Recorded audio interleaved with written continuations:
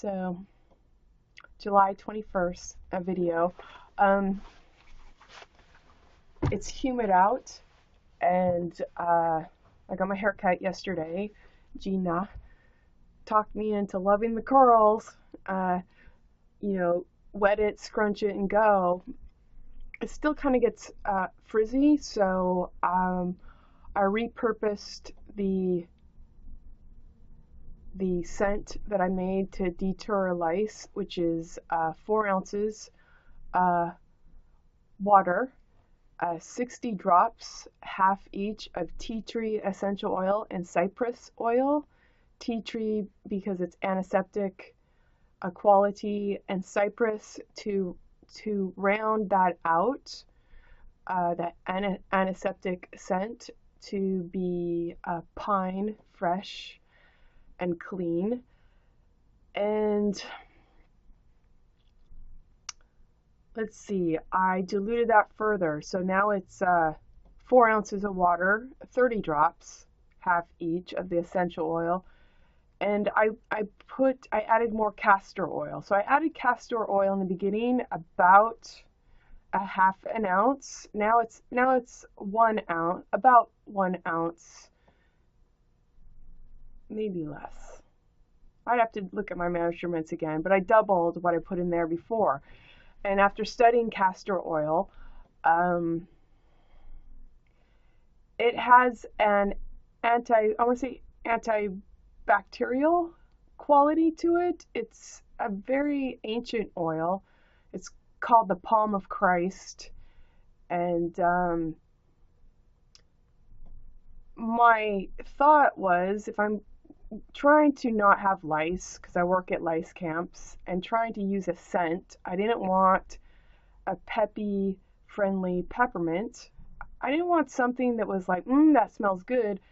Not that I wanted something more antiseptic, something really hardier to put your nose on. Not knowing the olfactory sensibility of lice, but we're applying where science has left off. Science does not, there's no scientific evidence that a scent deters lice. So I was thinking, well, if I were going to apply a scent, then I would want to tend towards the more antiseptic. The cypress, because I went to the store and I smelled the whole line of offerings of several different brands, and I liked the smell of cypress. And then I put the two together, and I'm like, I like that too. So it rounds out just the purely antiseptic.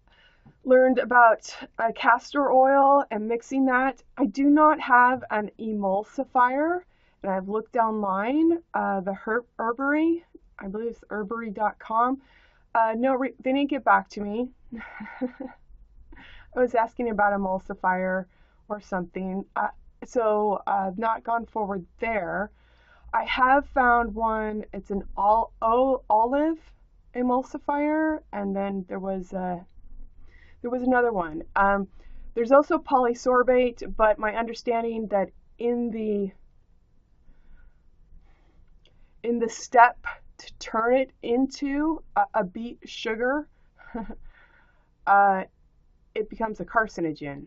So polysorbate 20 is preferable to 80, is my understanding. 80 has more parts that could be carcinogenic, which ironically, the seaweed body cream I got at Whole Foods has polysorbate 80 in it. So, I've not studied chemical offerings down to the nth. I was simply trying to craft something for myself, and there's a lot of conversation and dialogue on the internet, so I was trying to get an emulsifier because I wanted the castor oil, because I thought if I'm going to spray it on my hair and my scalp line and my skin, why not make it, something that would nourish the scalp as well. And again, that would be parsed for someone who can afford to have grease on their hair, and where mine's natural curly and thick and somewhat coarse, um, it can take that. So I was really then styling it to my needs, suiting it to my needs, but you know, the castor oil doesn't need to be there to pursue uh, the scent to be a lice deterrent. Will it work? I don't know. Like I said, there's no scientific evidence it works. As far as a marketplace commodity, um, if you're buying into the marketplace to serve your needs, I imagine to feel that your needs are served, you also have to buy into, at the very least, a placebo. So people feel better if they're like, what can I do? I could buy a scent. I will buy into that. And now I'm going to work this into my routine. But for me, I've sampled some of what's out there, and I'm like, it's purely inviting, you know? With no scientific evidence, then I would try to do something that was more antiseptic. Um, with my new haircut and the humidity, I'm like, I think I have a zeitgeist, a spirit of the times of what I can do with this product I've kind of been fiddling around with. And then it goes back to, uh, do I need an emulsifier? I'm like, you don't need an emulsifier if you remember to shake. Shake, for goodness sake, shake. So, what else? There's that. Oh, yes, what I did today, sprayed it, and finger curls. And there are some little bobby pins in here still, which is nice because I could kind of build bangs rather than just curls coming all over in my face. I can keep them out of my eyes.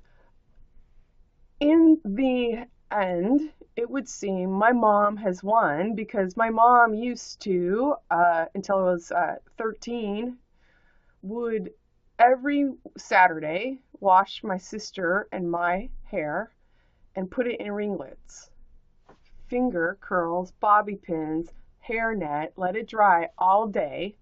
We would watch the kids playing outside through the folds in the drapes. We would pull them and look through the drapes and look at the kids playing outside, because we were not going outside in our hairnets. So that's what we did on Saturday. We watched kids play by pulling the drapes.